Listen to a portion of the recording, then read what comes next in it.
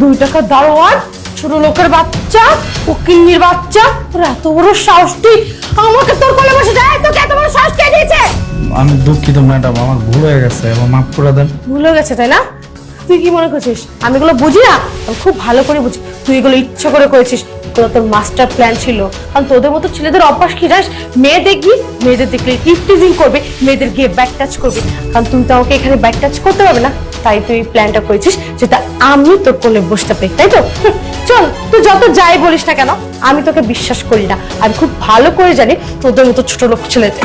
না না ম্যাডাম, এমন কিছু না, আমার ভুল হয়ে গেছে, আমি বয়ে পড়ছি আর আপনিও বয়ে পড়ছেন, আমি দুঃখিত। তোর কোনো মাফ হবে না। আমি এখন এই মুহূর্তে পুলিশকে ডাক দিব। আর হ্যাঁ, আজকে আমি স্যারকে বলে তোকে এই অফিস থেকে বের করে দিব। না না আল্লাহ, আপনি স্যাররে কোন না, স্যাররে কইলে আমার চাকরি থেকে বাইর করে দেব। প্লিজ ম্যাডাম, এই কাজটা করুন না, আমার উপর একটু দয়া করুন প্লিজ। মিস অদিতি, কি হয়েছে? আপনি আবির সাথে খারাপ ব্যবহার কেন করছেন? ওর গালে কেন থাপ্পড় দিচ্ছেন? দেখেন না স্যার, এই ছোট লোকের বাচ্চা, ওর কত বড় সাহস, ও আমাকে জোর করে ওর কোলে বসেছে। আর স্যার, আপনি এই ধরনের সিকিউরিটি গার্ডকে আমাদের অফিসে কেন রাখছেন? এখানে তো আমাদের মেয়েদের কোনো সেফটি দেখতে পাচ্ছি না। দেখুন, আমার মনে হয় কোথাও ভুল হচ্ছে। আবির, তুমি সত্যি করে বলো, তুমি অদিতির সাথে কি করেছো? স্যার, আমি একটা ভুল করে লাইছি, আমার মাফ করে দেন। আমি না বয়ে পড়ছি আর ম্যাডামও বয়ে পড়ছে। একদম মিথ্যা কথা বলবি না, সত্য করে বল। আমি সত্যটা জানতে চেয়েছি, তোমাকে ক্ষমা চাইতে বলে নেই। আমাকে সত্য ঘটনা বলো, কি হয়েছে, ওর সাথে তুমি কি করছো? না স্যার, এটাই তো সত্যি, আপনি আমার মাফ করে দেন। দেখেন, চুপ, আর একটা কথা বলবো না, চুপচাপ দাঁড়িয়ে থাকো। অদিতি, আমি আপনাকে সত্যটা বলছি। আবির, ঘুরো। স্যার, আমি তোমাকে ঘুরতে বলছি, ঘুরো।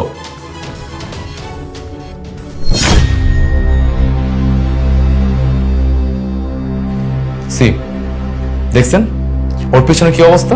শুধু এইটার থেকে আপনাকে বাঁচানোর জন্য এই কাজটা করেছে। আজকে যদি ওর বদলে আপনি সবাই বসে যেতেন, তাহলে আপনার পিছনে কেকটা লেগে যেত। আর কি হতো?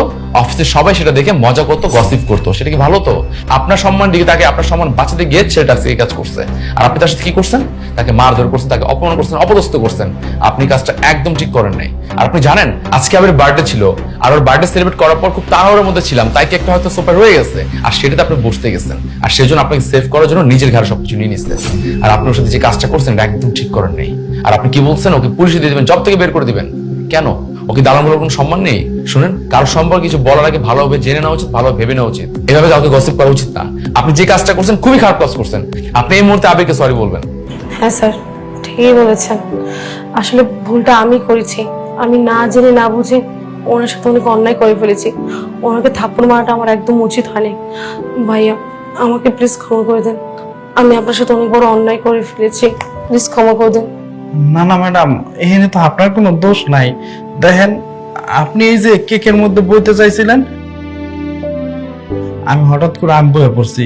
কারণ আপনি যদি বইতেন, তারপরে আপনার নিয়ে মানুষ হাসাহাসি করতো। আমি চাই নাই যে আপনার নিয়ে মানুষ হাসাহাসি করুক। ম্যাডাম, ভুল তো আমারও আছিল। আমি আপনার যদি কইতাম, হয়তো আপনি বইতেন না, কিন্তু আপনি ওই সুযোগটাই আমার দেন নাই, তাই আমি নিজেই বয়ে পড়ছি।